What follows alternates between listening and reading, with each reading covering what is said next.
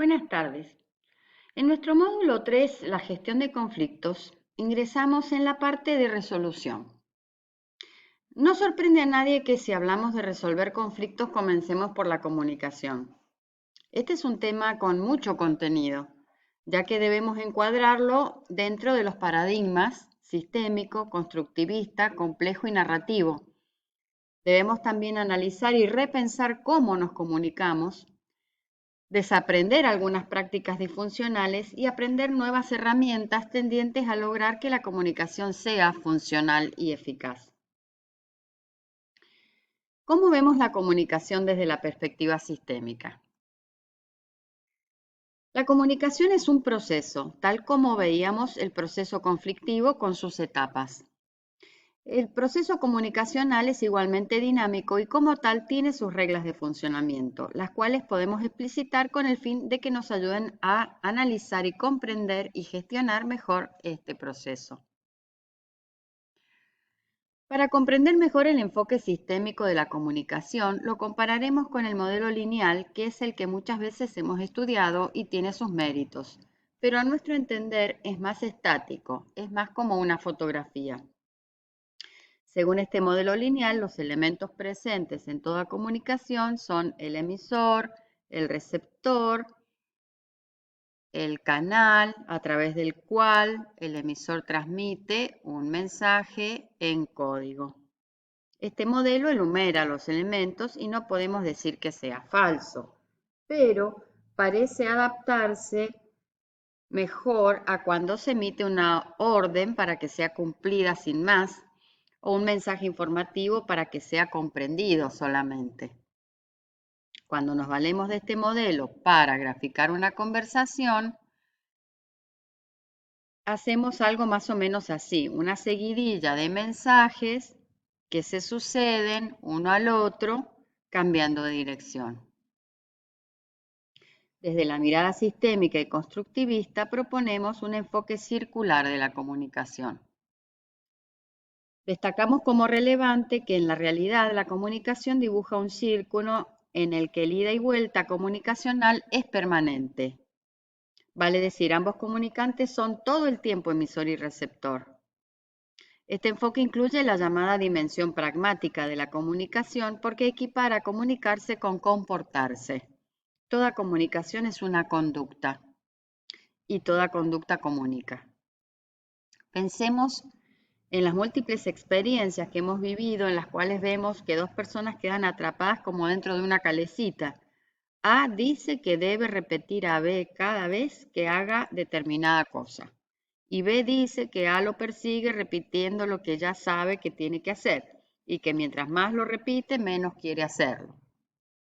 Mientras A habla y B escucha, B comunica también muchas cosas con sus gestos, miradas, ademanes. La sorpresa, la atención o falta de ella, el interés o el desinterés, la curiosidad o la apatía, la actitud franca o el disimulo y ocultación de lo que realmente está sintiendo, todo es comunicado de algún modo por B mientras A está hablando. Estos mensajes que B emite son información para A, quien instantáneamente responde de acuerdo con lo que interpreta, por ejemplo, elevando la voz o cortando la frase para preguntar por qué me miras así, o reforzando el mensaje con algunas palabras, o explicando de otro modo, o incluso ignorando a propósito el mensaje recibido.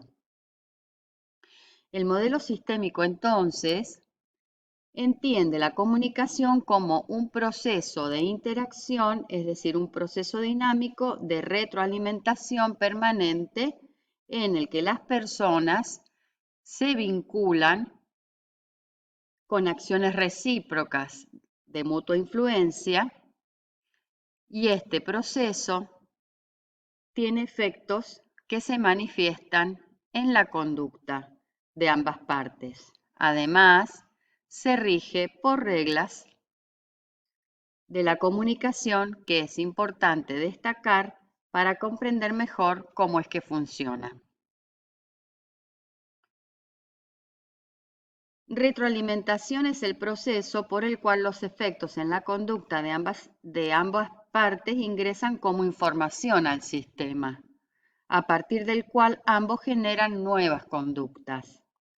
Los elementos que integran un sistema dibujan con sus conductas círculos de influencia en los que la conducta de cada uno es causa y efecto a la vez de la que se produce y viceversa.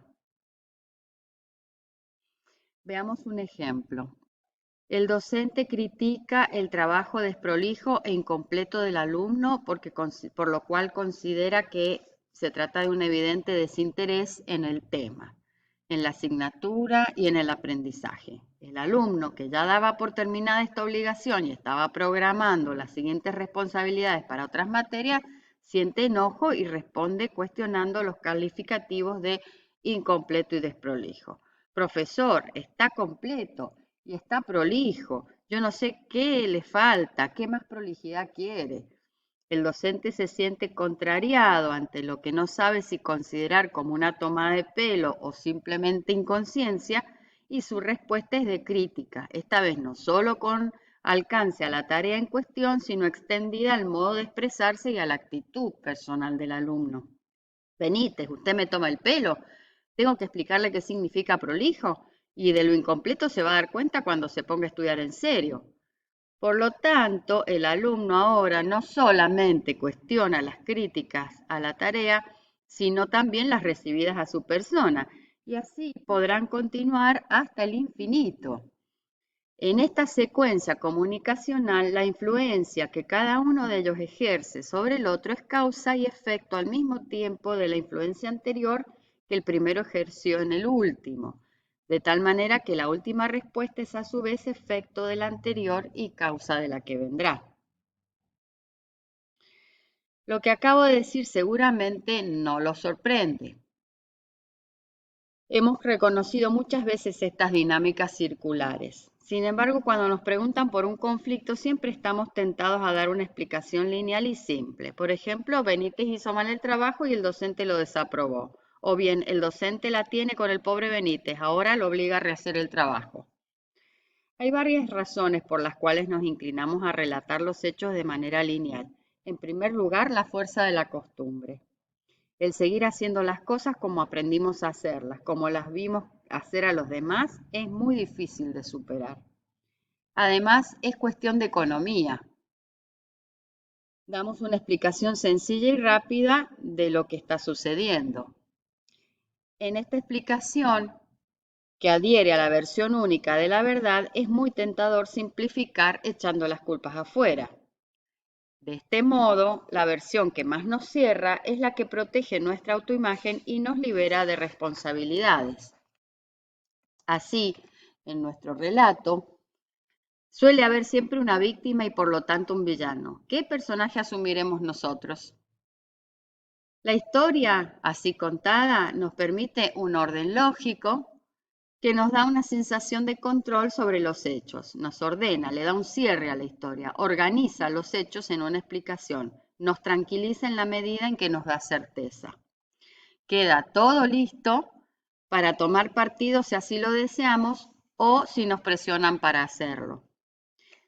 A partir de allí, en lo que respecta a los pormenores de la historia, veremos con claridad y no se nos escaparán los detalles que confirmen nuestra historia. Mientras que aquellos datos que cuestionen o disconfirmen pasarán inadvertidos o los minimizaremos o los resignificaremos de un modo conveniente a la coherencia narrativa que hemos elegido.